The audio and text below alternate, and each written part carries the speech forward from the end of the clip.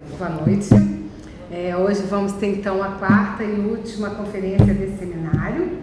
Só lembrando então que esse seminário assim, tem por propósito homenagear essa geração mais antiga dos professores, ao mesmo tempo que compartilhar um pouco das pesquisas e dos conhecimentos que eles têm adquiridos há décadas, né? O professor Lito, por exemplo, dá aula de filosofia há 56 anos, então é muita coisa, entende? Então eles sabem muito e de uma forma diferente dos nossos professores atualmente. Então a gente tem uma visão não só de uma geração mais antiga, uma forma diferente da aula e tudo, mas um conhecimento muito sólido, né? De muito tempo.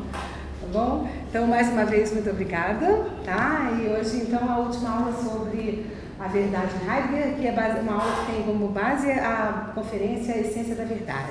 Muito obrigado, doutora Sara. Eu estou aqui como um simples ocupante de uma mesa, mas eu sei que por trás disso teve trabalho de organização e tal, e está perfeito. Isso demanda tempo e dedicação. E obrigado por vocês que estão aqui. E vamos proceder a essa conclusão, como diz a doutora Sara, dessas 3 palestras sobre filosofia. Eu vou falar, nesse término, que muita coisa é repetida da última aula, porque é de Heidegger, já coloquei aí o conceito de verdade em Heidegger, quando se tratou de ser e tempo, e aqui repete muito a substância. Entretanto, ele introduz 1 ou 2 temas novos, sobre os quais vou insistir aqui mais. Mas, talvez, bom, agora estamos um pouco atrasados, então não posso garantir, mas quando termina. Se terminar meia hora antes, vamos para Gandaia. Não tenho preocupação de esgotar esses temas infinitos, mas dá pelo menos uma ideia que ajude as pessoas a trabalharem sozinhas. Esse aqui é o papel do professor, de um departamento. Não é dar coisas para repetirem lá adiante, é para ensinar a pensar, ou ajudar a pensar. É isso que vamos fazer. E nesse sentido que eu fiz essas intervenções.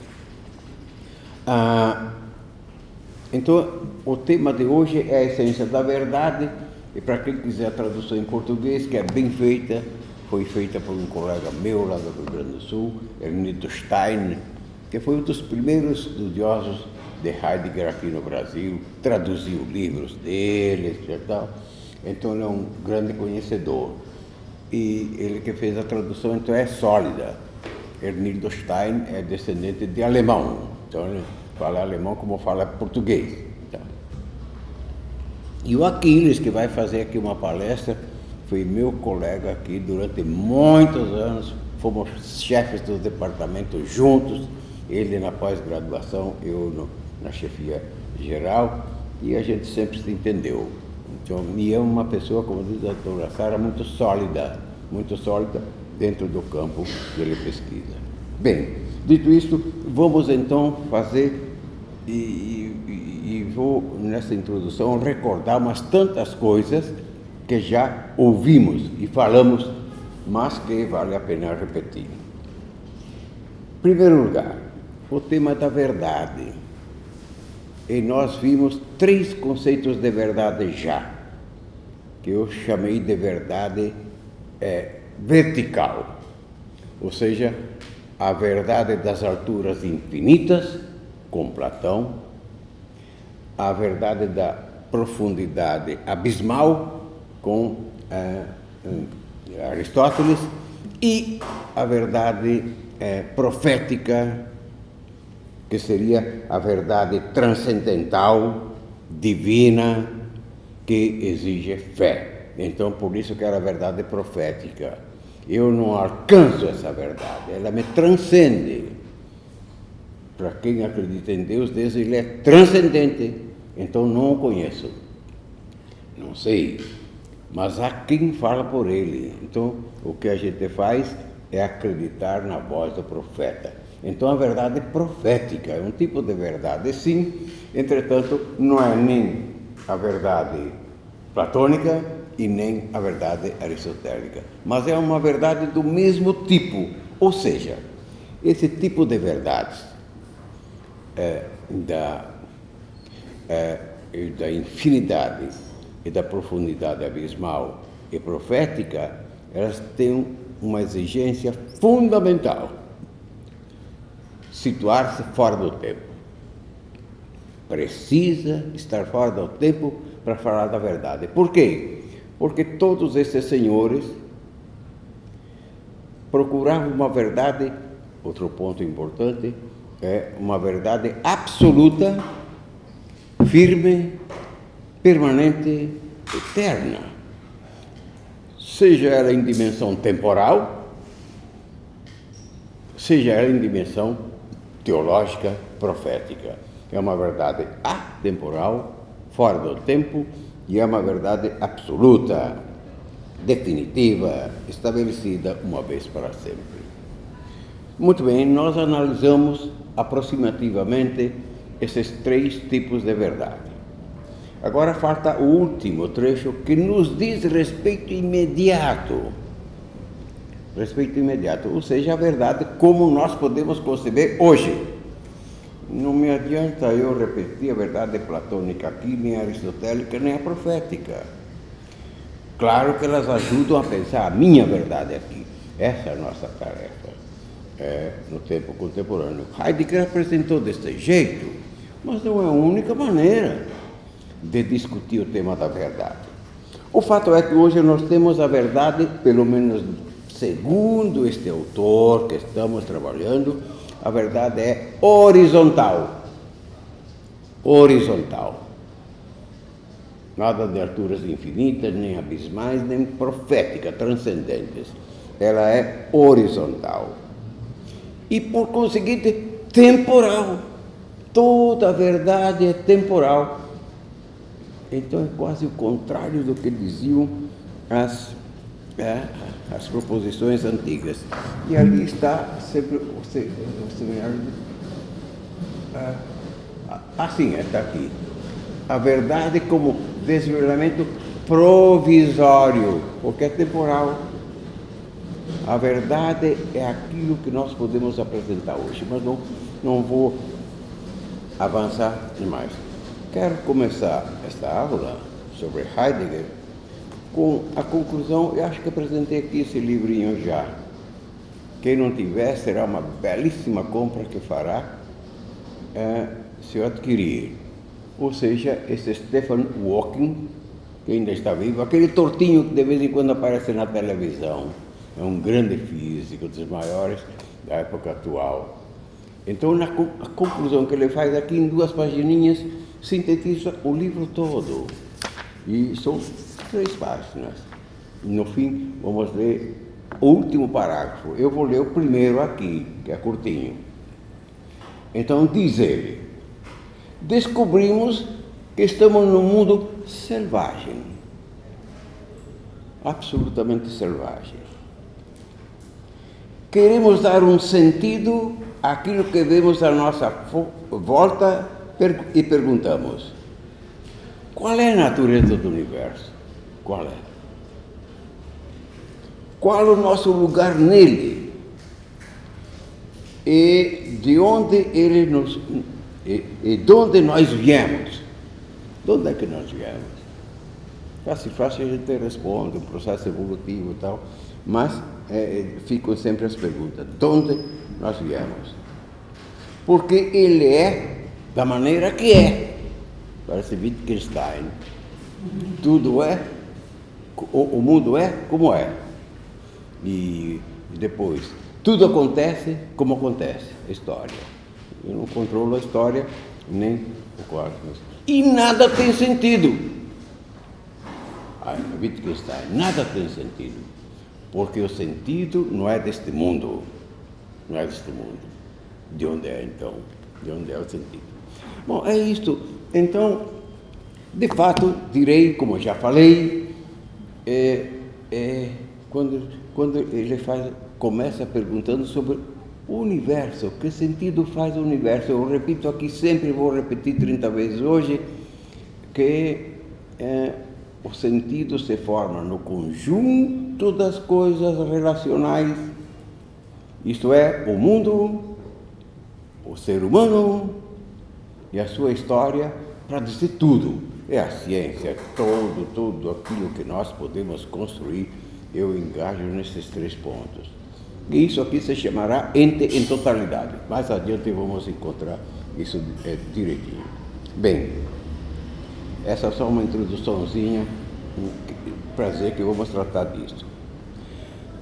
Heidegger, de fato, abre esse texto aqui dizendo da verdade cotidiana. Verdade de cada dia, portanto, da vida corrente, da vida doméstica. Cada lar tem o seu tipo de verdade, o seu modo de relacionamento, seu modo, e essa é a verdade feita ali.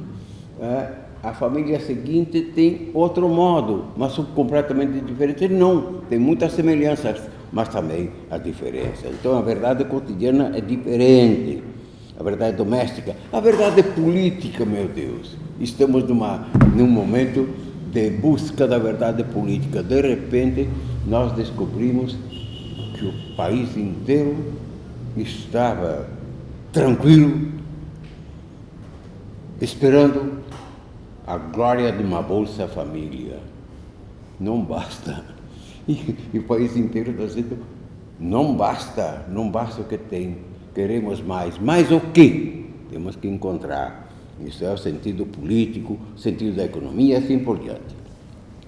A verdade da experiência científica, todos esses tipos de verdade de cada dia que nós discutimos são diferentes.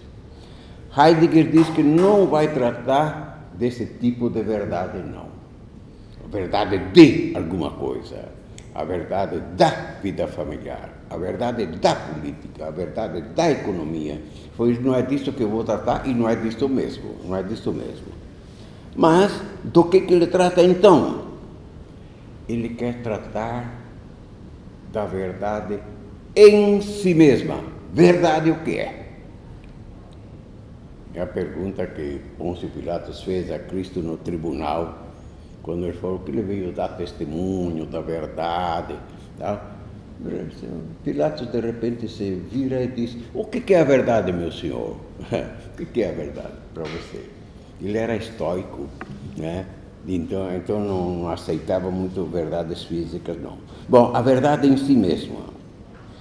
Ou seja, a possibilidade da relação. Essa aqui é a tese. Se trata de definir o estatuto da relação clássica, ou seja, a relação da proposição com a coisa. É esta flecha que Heidegger quer estudar, isto é, a relação da minha mente com a coisa de que eu falo. Esta é uma garrafa de água. Esta minha frase, esta é uma garrafa de água, tem que corresponder a uma garrafa de água, seja qual for o formato dela, mas tem que corresponder a uma garrafa de água aqui na minha frente. Qual é a natureza desta relação? Por que é assim?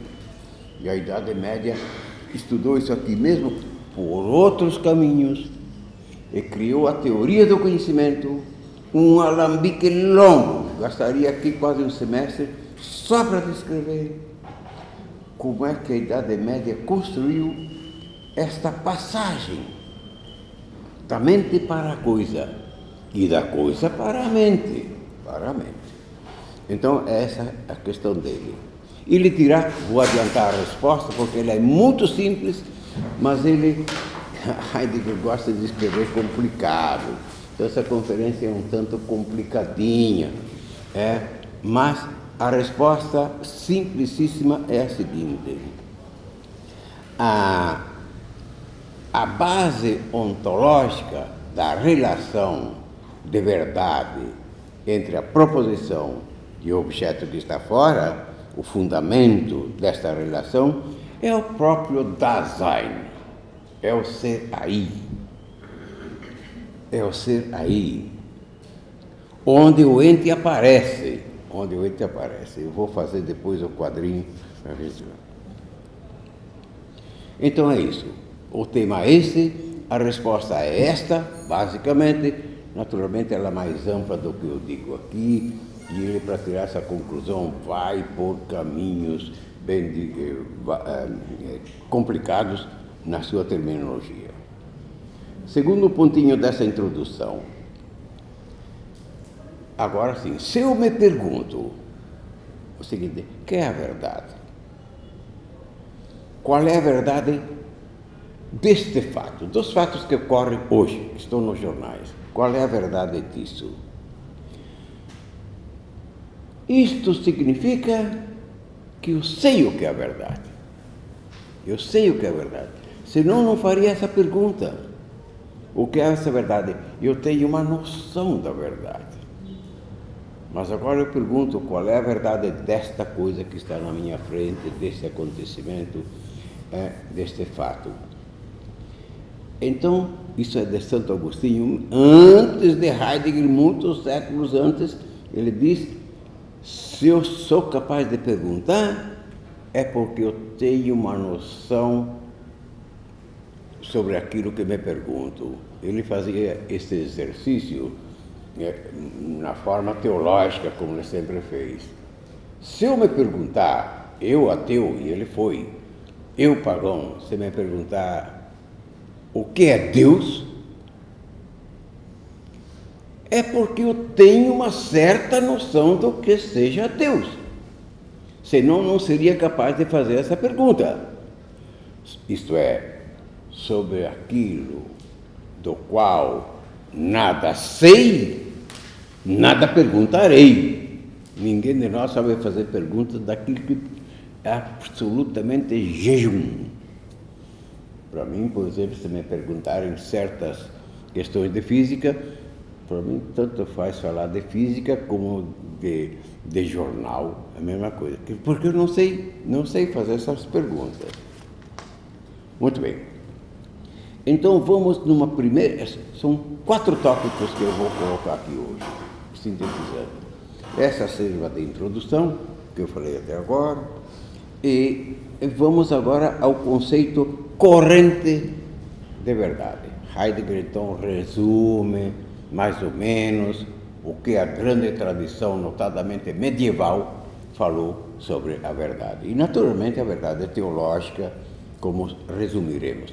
Isso aqui eu já falei, entretanto vale a pena recordar, porque ele mesmo recorda aqui, né? O conceito corrente de verdade, né? É o primeiro tópico dele. Então, a verdade é o real. Aquilo que é real é verdade. Este copo é verdade, esta água aqui é verdade, esses livros são verdade, essa mesa é verdade. Isto é, a verdade é o real, ou seja, a verdade, isso é importantíssimo, a verdade é o ser que eu sou. E os antigos diziam, seja aquilo que você é. Uma ideia estoica, mas também cristã. Seja aquilo que você é. O difícil é saber quem sou eu. Difícil. Mas claro, temos uma noção de nós mesmos. Mas o ser que eu sou. Mas também a coisa que é verdadeira.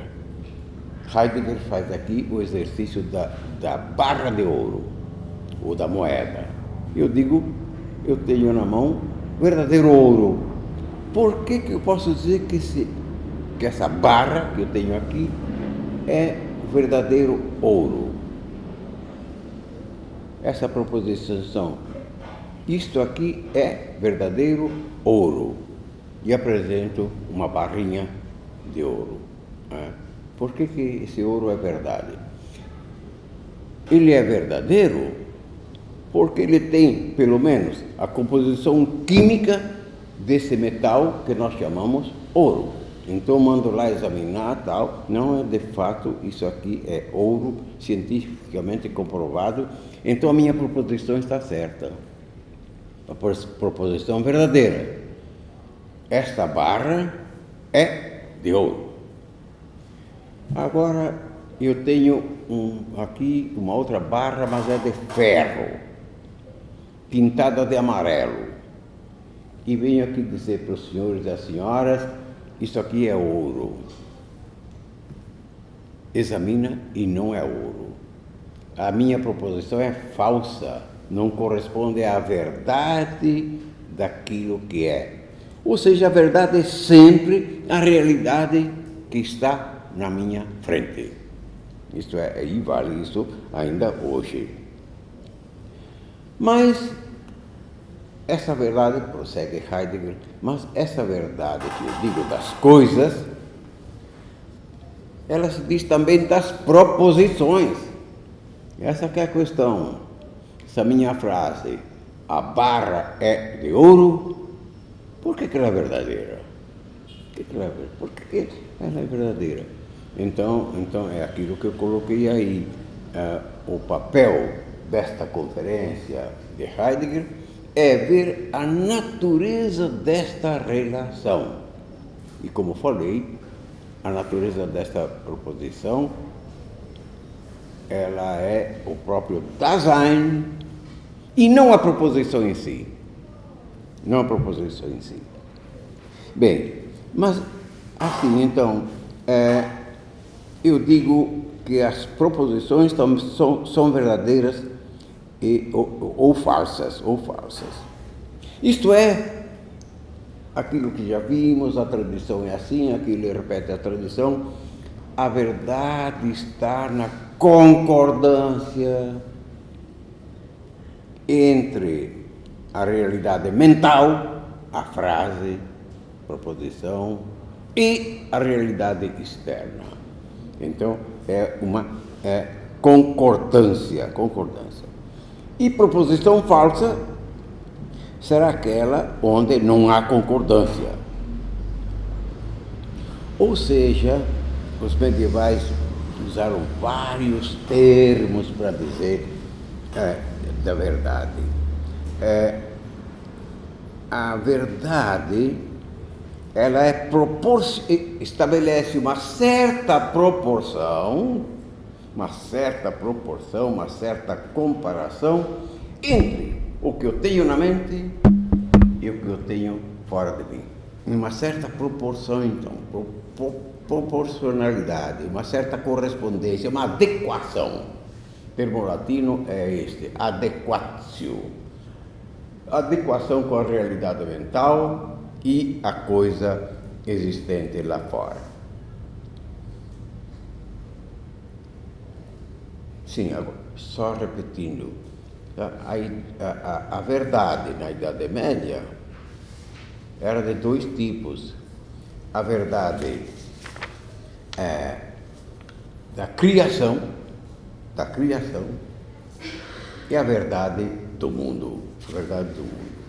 Então, na ordem da criação, a verdade é triangular. Eu fiz um triângulo, vou repeti-lo aqui, é triangular. E na ordem filosófica, existencial, na ordem do mundo material, ela é simplesmente relacional. Isto é, temos a verdade ontológica e a verdade lógica. Vou escrever isso porque é muito simples, mas pode complicar. Então, em teologia, ou seja, no mundo criado, na criação, ela é feita assim, triangularmente, como fiz assim outra vez. A verdade divina, a verdade ontológica e a verdade lógica. É dessa que nós estamos falando. Nós somos capazes só da verdade lógica. só da verdade lógica. Portanto, na ordem das coisas do mundo, nós temos duas verdades. A verdade das coisas, seja que os seres humanos, os animais, as plantas, os minerais, a verdade desses seres aqui, tem que aparecer aqui a imagem deles. Esta é uma árvore, este é um ser humano, este outro é um cachorro, e assim por diante. É a verdade. Então, só temos essa verdade. A verdade divina ela é transcendente ao homem, à inteligência, ao logos e ao mundo material. Então, a verdade é o seguinte: é uma relação entre a verdade divina, que ele tem os conceitos eternos do homem, do animal, da planta e do mineral, que são ideias eternas na mente divina, que se encarnam na realidade material aqui. Então existe uma correspondência, essa verdade transcendente divina com as coisas que nós temos aqui. Essa seria a verdade, então, a verdade entre a verdade divina e a verdade ontológica. Aqui é a mesma coisa. Nós temos essa relação dessas coisas aqui com a verdade lógica, ou seja, eu repito aqui, o homem, o animal, a planta e o mineral. Tem uma imagem, só a imagem, essa é. E essa imagem aqui corresponde a essa. Por isso que é a verdade triangular, que a Idade Média discutiu. Isso nós vimos na última vez. Esse é o primeiro tópico, então, um repasse da verdade já discutida no parágrafo 44. Quem é que fez comigo o 44? Acho que ninguém aqui, então, no outro semestre. Ou eu só dei uma introdução, será? O parágrafo 44 desse tempo. Sobre a verdade. Foi o que ficou faltando tratar no mês passado, que deu origem a esse. Hã? Foi a última parte do. Sim, do curso. E é muito semelhante, é quase igual, é isso mesmo. Agora, a exposição propriamente diferente começa daqui para frente. Então, Heidegger investiga a verdade que os antigos investigaram nesta forma, que ele repete. Ele conhece muito bem a verdade em Aristóteles, Platão, a Idade Média especialmente, conhece isso profundamente e constrói um conceito de verdade diferente. Como eu disse antes, nesta conferência, a diferença está no seguinte: estudar a constituição ontológica da relação. Da relação da mente com a coisa que está na minha frente. Como é que se dá esta relação? Como acontece esta relação? Então ele começa retomando o parágrafo 7º desse tempo. Nada daqui é absolutamente novo. Ele elaborou diferentemente para falar agora da verdade. Então, a proposição, diz ele, não é simplesmente um sujeito, um verbo e um objeto. Como eu posso dizer, eu estou no ifix. Essa proposição, o estudo da verdade para os antigos, medievais e gregos para ele, parava aqui. E os estoicos, sobretudo, a análise lógica, foram eles depois de Aristóteles, os que mais desenvolveram a verdade lógica, depois continuada pelos medievais. Então o estudo parava ali sim, na proposição. Por isso que Heidegger procura descartar a proposição, descartar. Então, a verdade não é simplesmente uma frase, uma proposição de sujeito, verbo e um objeto. Mas ela deve ter também um outro sentido de Heidegger, que é o que ele quer nos apresentar. Um outro sentido. Ela deve ter não só um estatuto verbal, gramatical. Ela tem que ter um estatuto ontológico, filosófico, metafísico. E como já falei, a resposta de Heidegger é o Dasein, o ser aí, aberto. Já falamos dessa abertura longamente, mas eu vou repetir aqui o quadrinho. Então, a pergunta é esta e a resposta é esta, ou seja, a verdade não é simplesmente uma análise proporcional, gramatical de uma frase, mas se trata de procurar o seu estatuto ontológico, e o estatuto ontológico é o próprio Dasein, ou ser aí aberto. A argumentação agora, como é que ele prova isso? Também aqui, o recurso ao parágrafo 7º, ao 44, nada aqui é totalmente novo. Diz ele, uma proposição não é simplesmente um ato gramatical, mas a proposição é apresentativa. Apresentativa. Ela apresenta. Então a proposição é desvelante. Me apresenta, me mostra, me revela. Tudo parágrafo 7º, sem tempo. Torna presente a mim, ao Dasein, um objeto. A coisa mostra-se então na abertura do Dasein. É o quadrinho que eu fiz aqui várias vezes.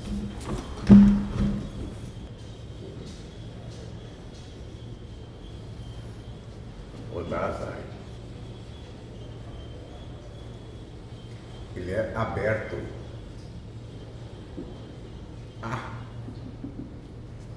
E por sua vez, as coisas do mundo aparecem. Então, o fundamento da relação é o Dasein aberto. Mas essa abertura, essas flechinhas, 2 flechinhas aí, é todo o livro de Ser e Tempo. Porque Ser e Tempo nada mais é do que o estudo daquilo que ele chama estruturas ontológicas deste ente particular que somos nós, do ser humano, que ele chama Dasein. Então, para que eu tenha o Dasein aberto, eu fiz aí um desenho e serve para ilustrar. Mas ele tem todo um estudo que nunca tinha sido feito desta maneira. O ser humano não é animal racional, isso deixa parte, isso a metafísica fez e fez muito bem. Agora, eu não sou só a minha estrutura metafísica, animal racional. O que sou mais? Sou exatamente essas relações que aqui estão. Isso é importante. Isso hoje para nós é importante. A verdade não é só uma estrutura radical, inamovível. Será sempre necessário para ter um ser humano ter uma animalidade, uma racionalidade. Sempre foi assim, porque aparecemos assim no processo evolutivo. Mas eu não posso ser só isso não. O que eu sou então? Sou também todo conjunto de relações que que me compõem a vida. Isso é, tem um filósofo espanhol, Ortega y Gasset. Quem tiver um livrinho de Ortega y Gasset tem um belo livrinho. Tudo. Ele é um existencialista tipo Heidegger, só que não se conheciam, parece. Eles não se citam. E naquele tempo as distâncias da Alemanha para a Espanha eram tão infinitas quanto nós hoje daqui para a China, e olha lá, porque coisa da China nós sabemos todos os dias no instantinho. Então não é mais essa a relação do mundo. A relação do mundo antigamente era muito complicada. E talvez então não se conhecia, mas Ortega y Gasset então fala muito semelhantemente a Heidegger. Ele diz, definindo o ser humano, ele diz, eu não sou uma essência estabelecida, eu sou eu e minhas circunstâncias. Isto é, eu admito perfeitamente que existe um núcleo fundamental que eu chamo eu, mas as circunstâncias também fazem o eu. Eu sou então eu e minhas circunstâncias. Melhor explicação que tem dessas posições que Heidegger toma aí. Melhor explicação que tem. Eu e minhas circunstâncias. Então, a base da verdade para Heidegger será sempre o Dasein aberto. E para abrir esse Dasein, precisa, de fato, conhecer-lhe as estruturas ontológicas de ser no mundo, ser com os outros, ser cuidadoso e, finalmente, ser temporal. Estruturas que nós já vimos.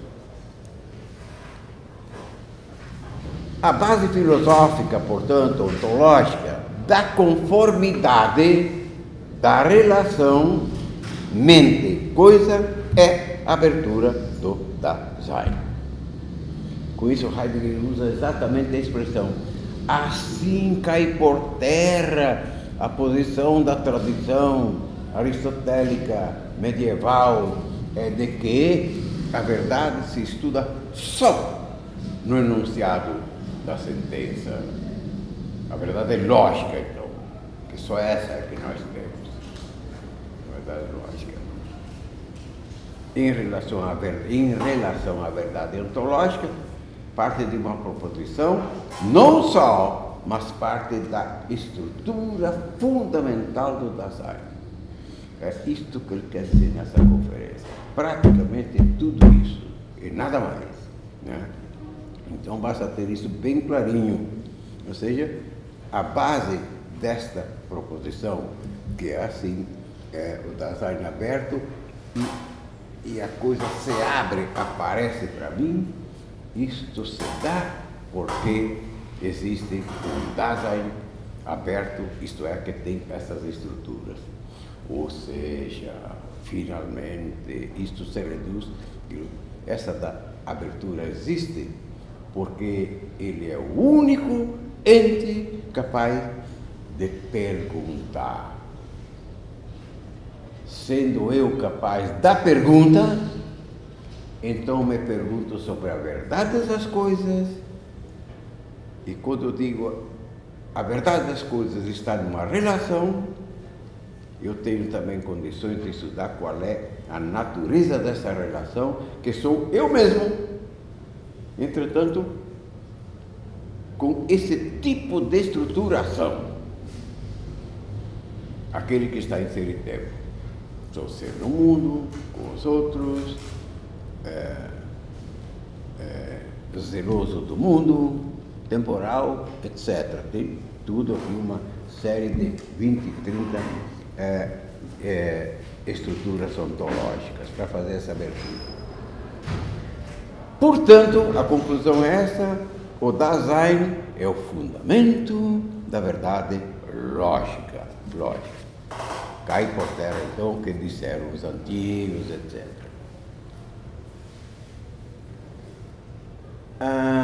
Para Heidegger, um passinho à frente agora, o Dasein aberto, ele está na verdade, isto é, na claridade. Essa abertura é também uma clareira.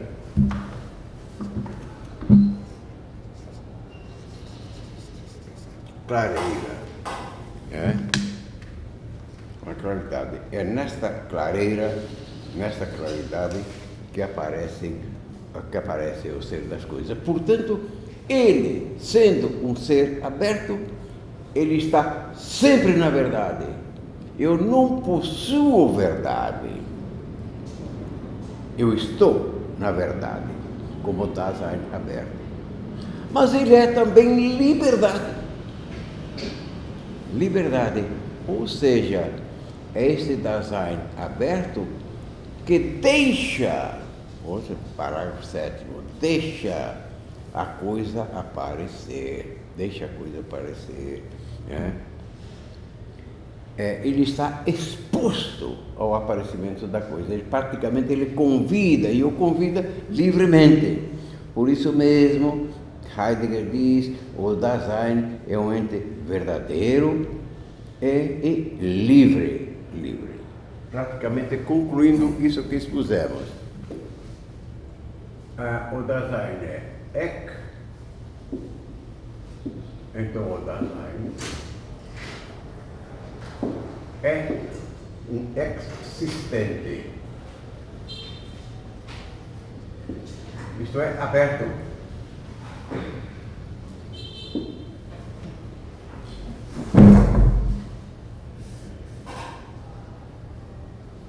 Assim, portanto, verdadeiro e livre.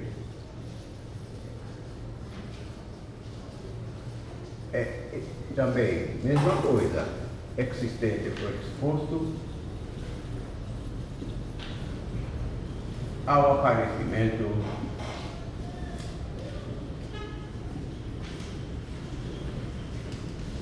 do mundo. Ao aparecimento do mundo. Essa que é a descrição que ele dá, então, é esse. Nós, tendo estudado as nossas estruturas, nós definimos como um ser existente, é temporal, existência temporal. Então, está na verdade, na liberdade, isto é, ele está exposto ao aparecimento do mundo.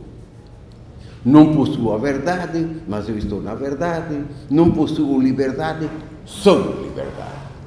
Essa definição de toda, querida, toda a idade moderna, onde se insistiu demais sobre o tema da verdade,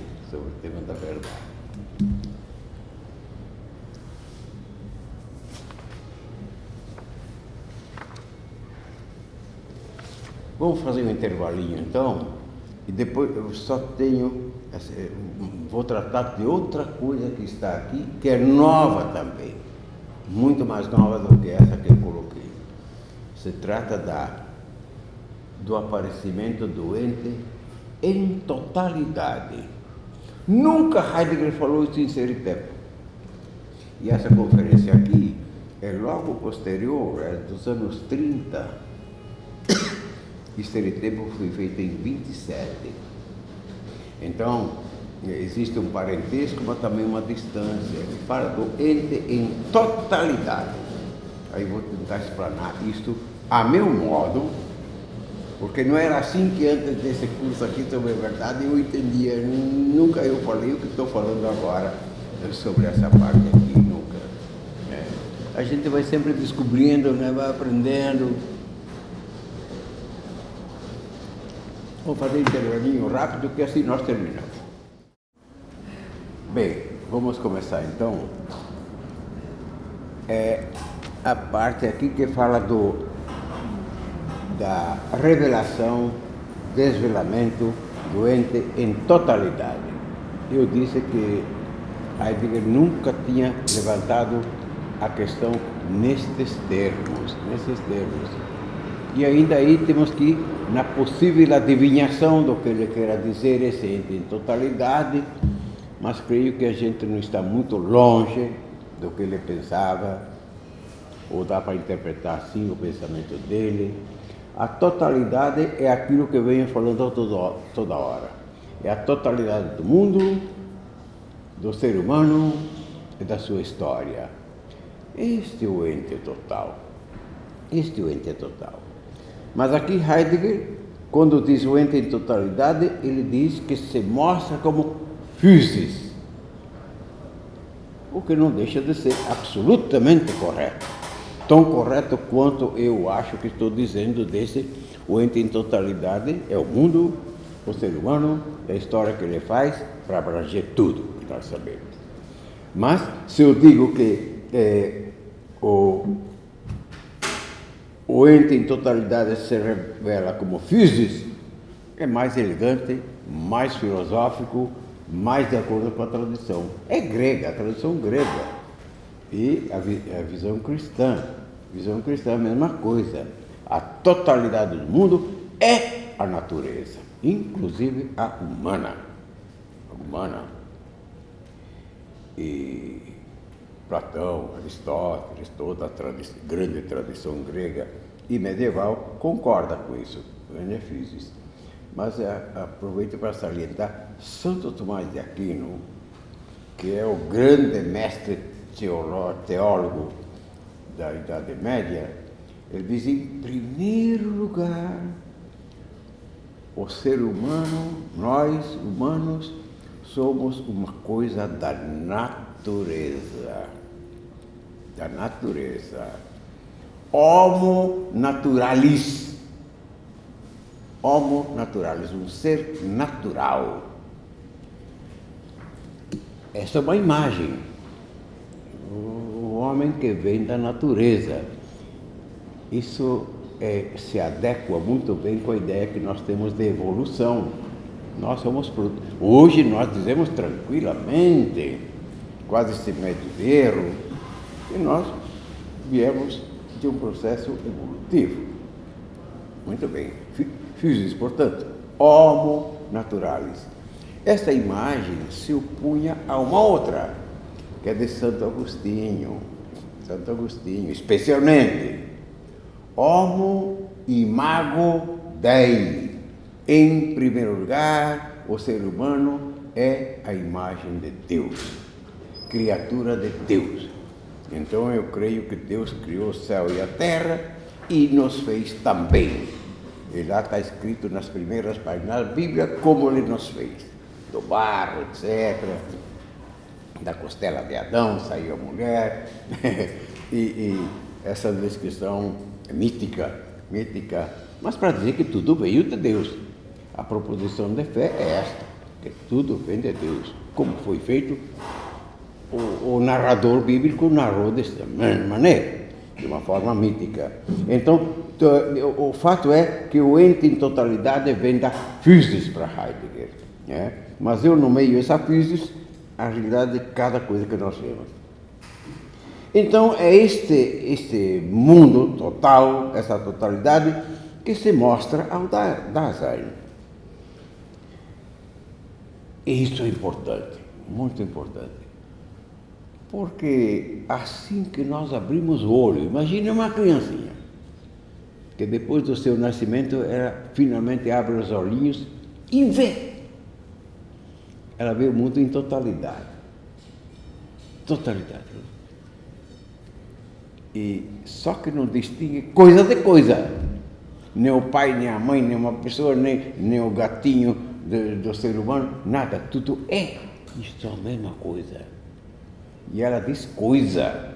Somos nós, cultos, filósofos, que dizemos ente, ser. Para a criança tudo é coisa. Claro, com o tempo ela aprende a diferenciar uma da outra e nomeá-las diferentemente. Sim. Ou seja, em primeiro lugar nós abrangemos o todo. E depois o parcelamos, o subdividimos conforme o estudo que nós fazemos. Bem provavelmente é isso mesmo que nós fazemos, o caminho que nós fazemos. Elas distinguem então os seres humanos, os animais, plantas, minerais, etc. é esta totalidade que está exposta. Eu coloquei aqui primeiro assim, é a coisa. Mas essa coisa é exatamente a da criança. Tudo. Né? Essa totalidade se expõe ao ente, totalidade que somos nós, o mundo, o ser humano, a história, a natureza, homo naturalis, ou então a physis dos gregos.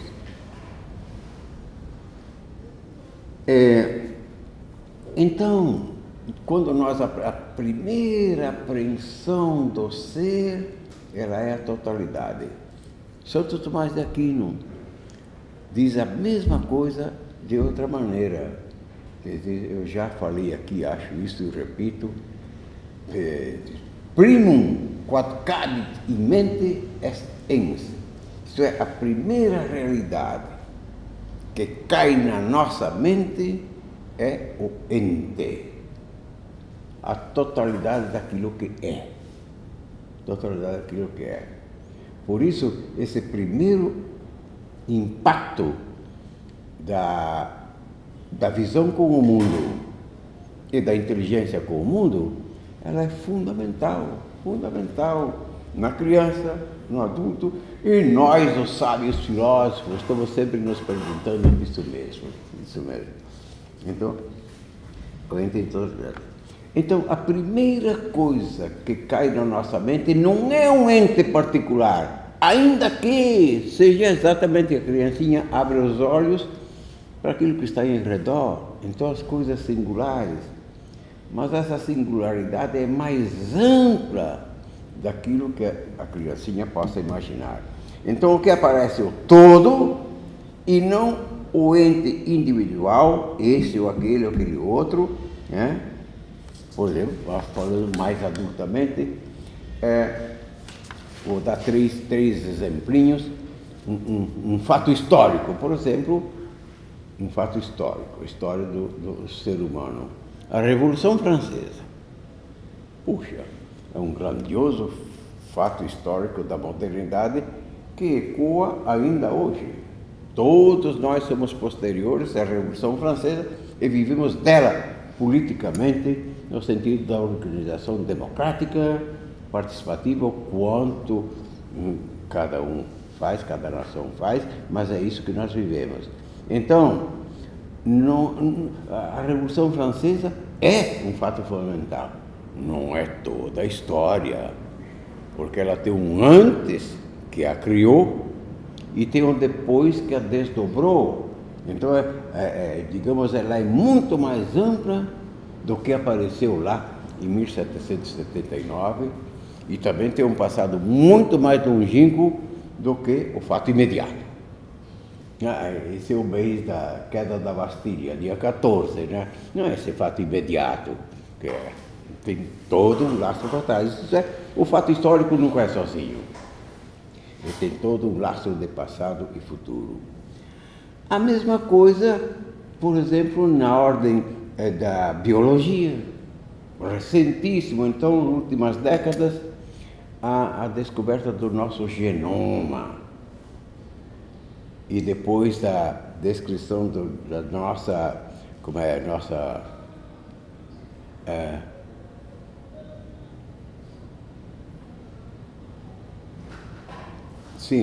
nossa genética, a identificação do código genético. Como é que chama mesmo? DNA. Então, caramba, esses são fatos, momentos históricos grandiosos, mas eu não sou o meu genoma só. Não sou. Eu quero ser muito mais que isso. O que eu sou mais? Exatamente isso que eu devo explicitar em mim. Heidegger, esse mais que nós somos, está descrito nas estruturas ontológicas. Nós não somos simplesmente um animal racional. Nós somos também as nossas circunstâncias, e as nossas circunstâncias de ser no mundo, com os outros, e assim por diante. Ou seja, nós não somos só uma parte. Mas o genoma é tudo. Sim, no sentido biológico. Porém, tem o sentido metafísico, tem o sentido religioso, tem o sentido histórico, que são partes de mim, sim, que me fazem. Para os antigos, isso não tinha muita importância. Para nós, hoje, tem.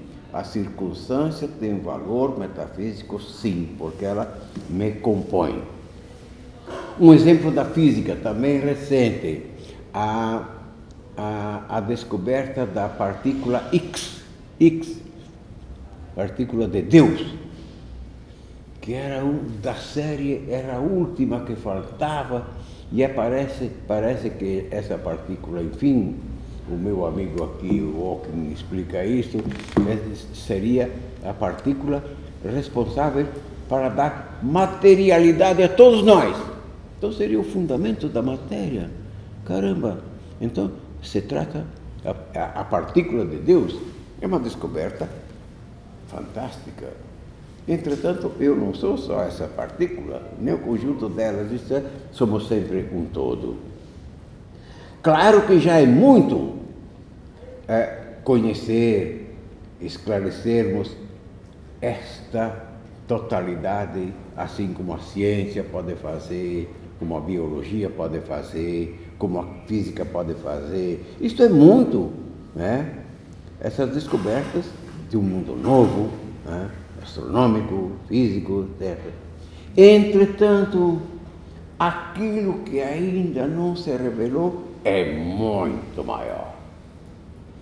Todo o nosso saber, toda a nossa ciência, a nossa filosofia, o nosso modo de organizar o mundo é apenas a ponta de um iceberg que está todo encoberto lá embaixo pelas águas profundas, né?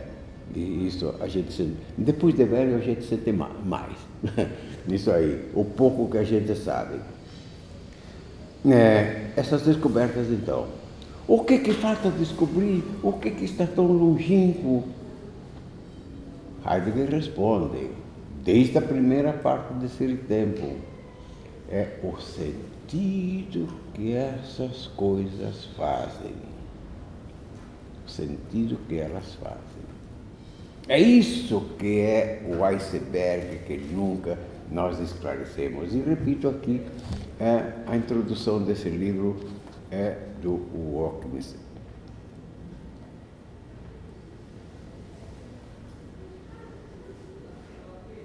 Vivemos num estranho e maravilhoso universo, mas é estranho e maravilhoso universo. Apreciar a sua idade, tamanho, violência e beleza exige uma imaginação extraordinária. O lugar que nós ocupamos no mundo e assim por diante. Mas não é exato, isso aí também vai nesse sentido. Assim, aqui no prefácio.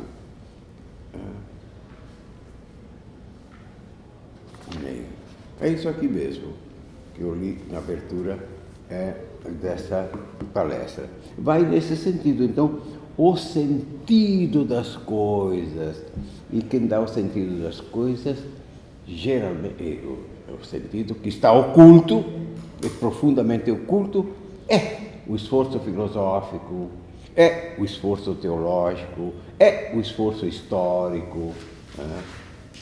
Como cito sempre aqui, quem se esforçou especialmente para desvendar esse sentido foram, naturalmente, os gregos, o sentido que o Platão dá ao mundo, que ele teve que criar um outro mundo para dar o sentido a este, então mundo superior, mundo inferior, tudo exatamente para descobrir o sentido, porque como diz Hawking, vivemos num mundo estranho, ele é estranho, não faz sentido, nós é que damos o sentido das coisas dissimuladas. Então, a grande dimensão oculta e que não aparece é esta, o sentido, apesar dos nossos progressos científicos, biológicos e físicos. Muito bem, essa é a terceira parte que eu queria, do ser em totalidade. É isto aí, em súmula, né, que ele diz aqui nessa conferência. Agora, venhamos à última parte, o quarto parágrafo, o quarto item, que é a verdade como dissimulação. É a continuação deste que estamos falando. O sentido está dissimulado, o sentido profundo está dissimulado. Então, a verdade como dissimulação. Não é em sentido moral, pessoa dissimulada, não. Aqui é de escondimento, ocultamento. Então, começa Heidegger assim: o ocultamento ou velamento recusa o desvelamento, resiste ao desvelamento. Nós não conseguimos desvelar a totalidade do que é o mundo. Mas essa parte velada do mundo, ela é pensada, é imaginada a partir daquilo que está desvelado. Isto é, eu tenho uma visão de mundo, não? Filosófica, científica, biológica, tenho uma visão de mundo e por ela consigo me imaginar que falta ainda profundo. Mas essa profundeza ama velar-se, ama esconder-se. Mas ele é pensado, esse velamento é pensado a partir daquilo que está desvelado. Mas é muito mais a parte velada do que a revelada. E a isto Heidegger dá o nome dele. Eu falo sempre sentido aqui, porque Heidegger também fala do sentido, mais do que aqui, é inserir tempo. Aqui ele chama mistério. Isso é significativo, mistério insondável. Isto é, mistério tem o sentido de quase inacessível. Eu sei que o mundo tem uma parte oculta, eu adivinho que ela exista, mas não sei o que é, e não tenho acesso a ela não. Este é o mistério. E como eu sempre digo aqui, este mistério não se refere só, em Heidegger, ao mundo, ao ser humano, à história, mas aí está incluída a pergunta final. O fundamento do sentido é sumamente transcendente, é Deus. É Deus. Certamente. A doutora Sama mostrou outro dia um livro em que faz essa referência. Quem é o autor? Richard Wallin. Richard Wallin. O livro dos Filhos de Heidegger. Sim. Então é o seguinte, o próprio Dasein é desvelante. O papel dele é exatamente esse desvelamento através da sua abertura. Ali aparece o mundo, ele é, por princípio, desvelante. Mas, ao mesmo tempo, ele exerce a função de velante. Eu sou desvelante e velante ao mesmo tempo. Vamos supor que eu exponha aqui para vocês um sentido de mundo platônico, heideggeriano, por que não? Um sentido de mundo, certo? Uma certa coerência. Muito bem. Ao mesmo tempo que eu exponho, até escrevo um livro, o mundo da Weltanschauung, da visão global do mundo, exponho esta e estou ocultando, esse meu discurso oculta todas as outras. Não nego que existam outras maneiras de apresentar, mas eu não apresento. São veladas a respeito do que eu estou apresentando. Ou seja, o Dasein é desvelante de sentido e ao mesmo tempo velante. Velante, isso é, o esconde o ente em totalidade. Isto é, novas facetas de estar no mundo, etc.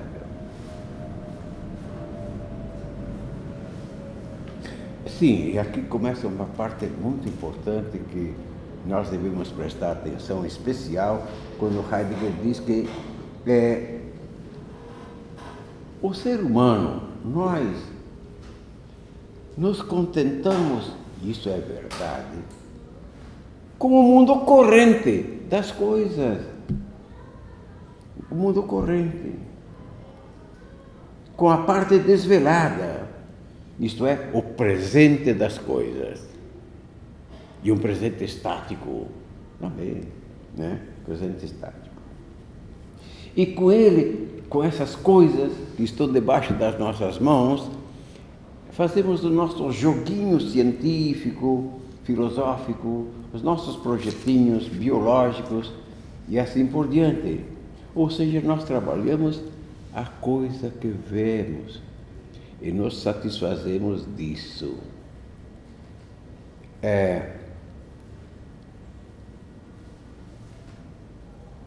Isto é, e aqui é a palavra-chave, nós brincamos com esse mundo das coisas calculando-as. Nós somos especialmente um ser calculante.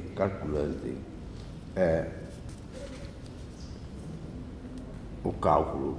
Nós somos razão calculante. Homo faber.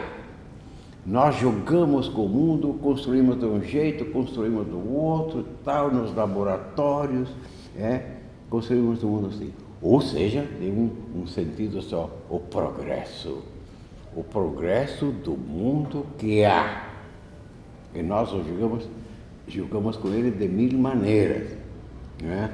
Construímos o mundo das nossas necessidades e das ambições políticas, as ambições, notadamente do capital.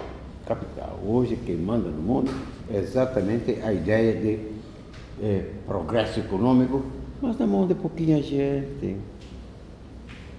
E a maior parte das pessoas estão excluídas, vão de arrasto desse processo, não interessa. Nós vamos assim. Assim é trabalhar com o mundo das coisas ônticas. Portanto, esse Dasein aberto, existente, é ao mesmo tempo insistente. Então, eu sou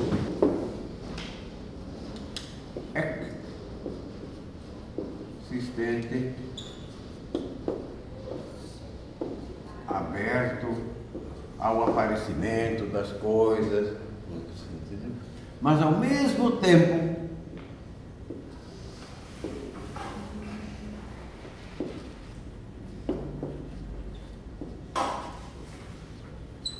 insistente. Isso é só o mundo das coisas, como estamos falando até agora. Nós ocupamos do mundo das coisas que há. Ele trata longamente desse tema em Ser e Tempo. In Sein. Eu estou no mundo entre os outros. Eu não sou aquele que dá sentido ao mundo.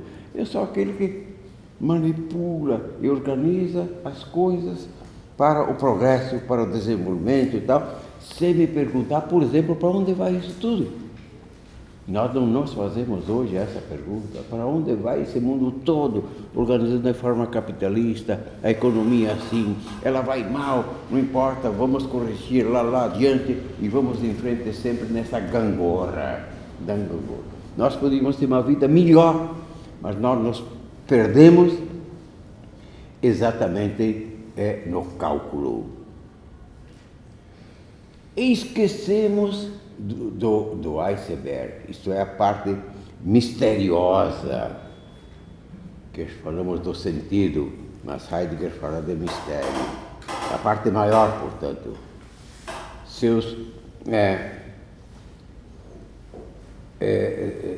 avanços para o progresso, mas sem nunca aprofundar essa realidade. Sou uma existência insistente no meio do mundo, uma coisa entre as outras. Ele usa a palavra que usa em Ser e Tempo. O Dasein, desta maneira, vivendo entre as coisas, in Sein, ele petrifica-se. Petrifica, ele endurece como as outras coisas, petrifica-se. Contenta-se com o ente e os entes manifestos, isto é, que estão debaixo dos olhos, e os organiza. Agora, como é que se atinge então a outra parte da nossa razão? Que nós somos razão calculante e nós estamos nela. Estamos nela, na razão calculante. Vivemos disso. O mundo contemporâneo vive de cálculo. De vários modos, muitos modos, mas é o cálculo que vale. Sim. A outra parte da razão é a razão meditante. Meditante. Ele trata melhor esse tema da razão calculante e meditante na conferência que ele tem sobre o fundamento. O princípio de razão. É uma conferência e depois um livro sobre o fundamento, então.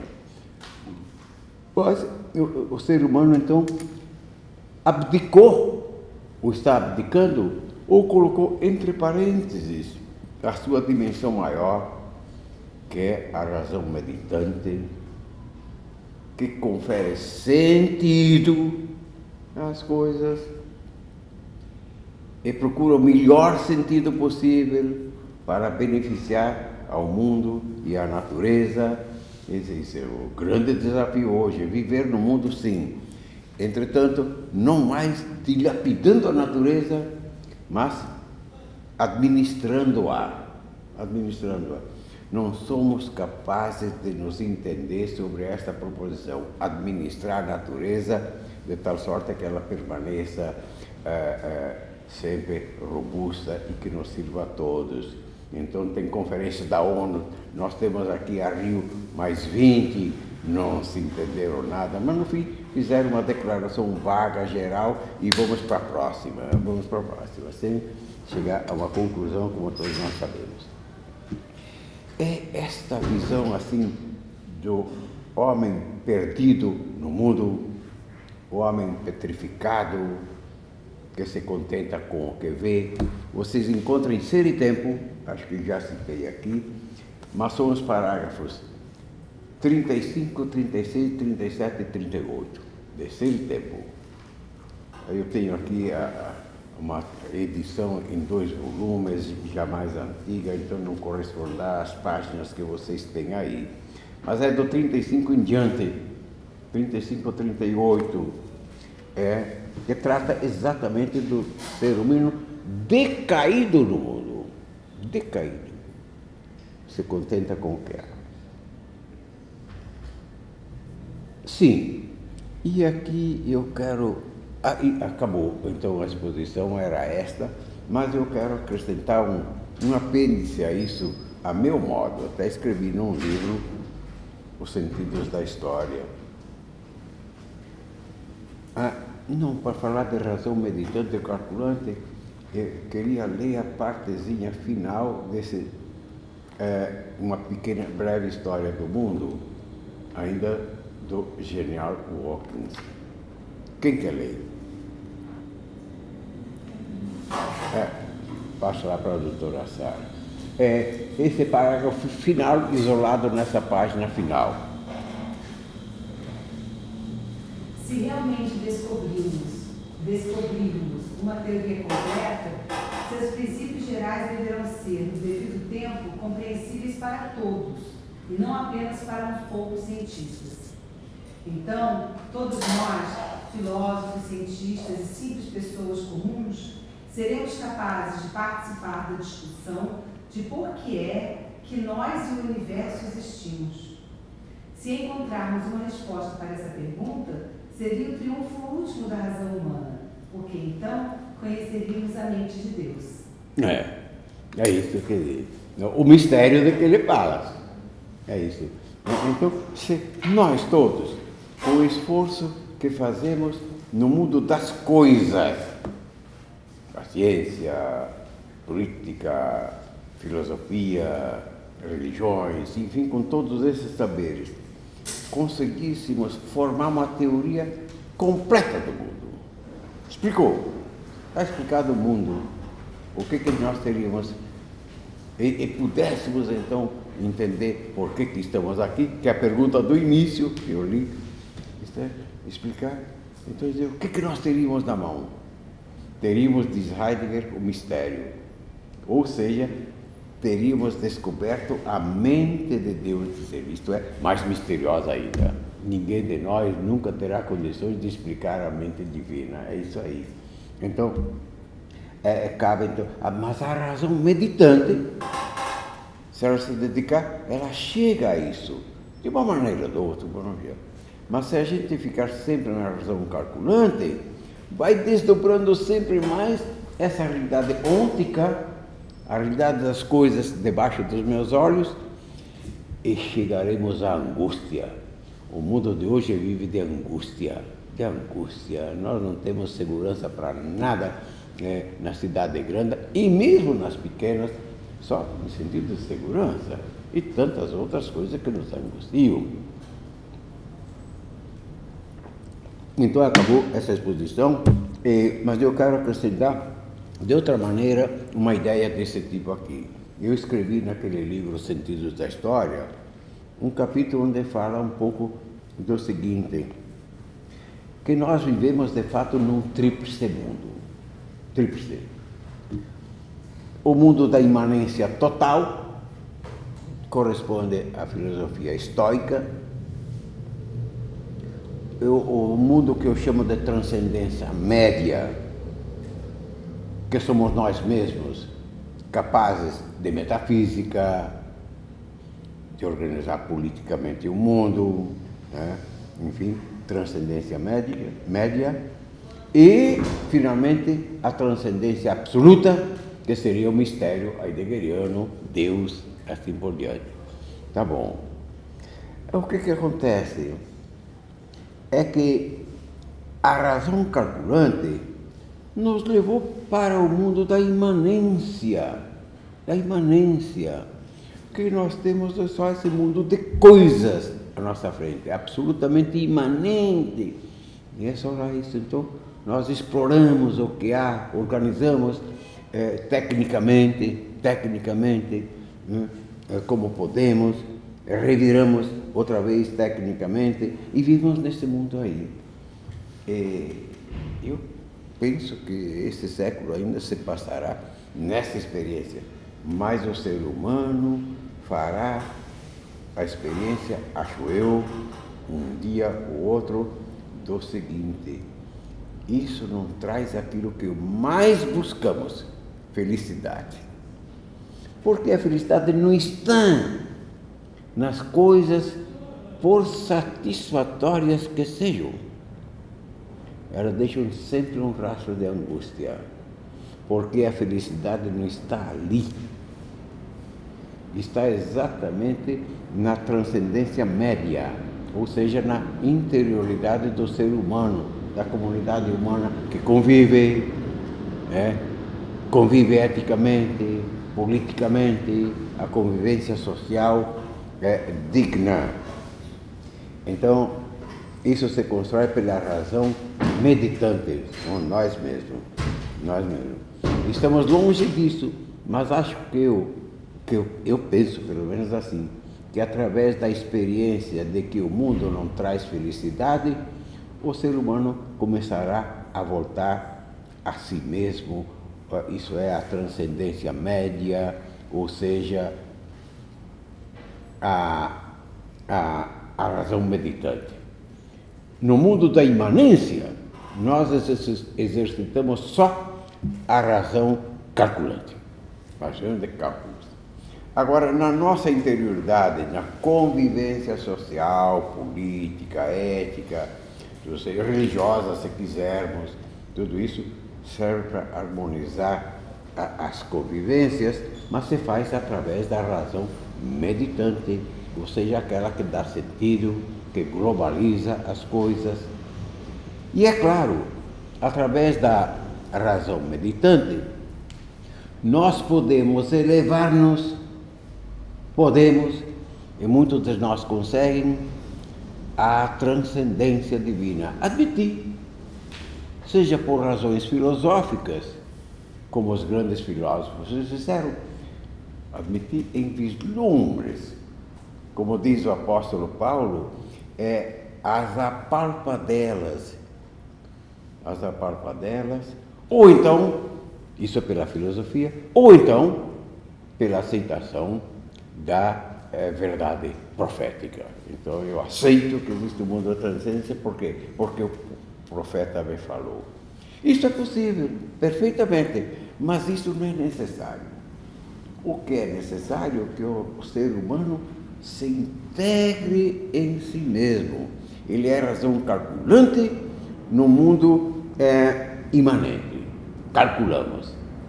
Mas eu não sou capaz só disto. Eu sou capaz de uma coisa muito maior, que não nega aquela. Ou seja, eu sou capaz da razão meditante que organiza um sentido para a convivência humana, ética, política, enfim, um mundo onde tem mais felicidade do que no mundo de coisas lá fora.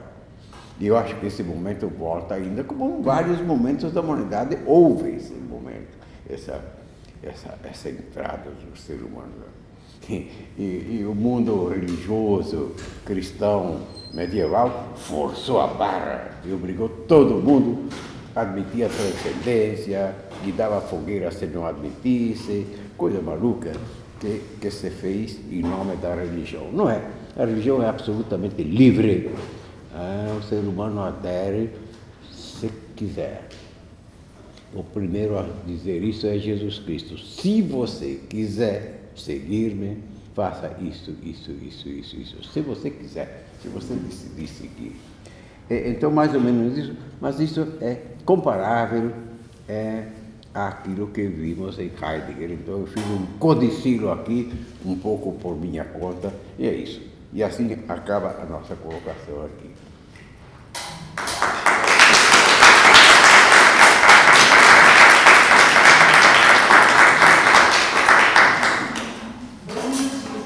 Acabou, nós somos todos verdadeiros.